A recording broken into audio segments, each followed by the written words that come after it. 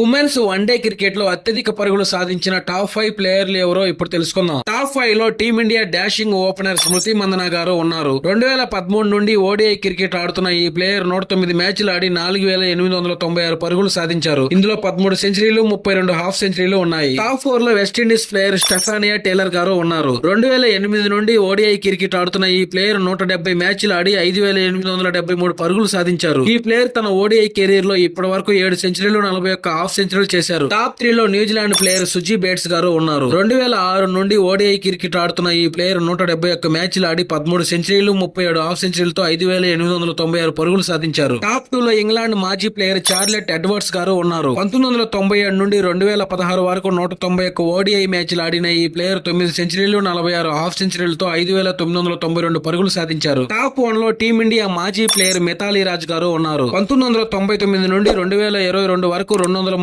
ODI మ్యాచ్లు ఆడిన మిథాలీ గారు 7 సెంచరీలు 64 హాఫ్ సెంచరీలతో 7805 పరుగులు సాధించారు.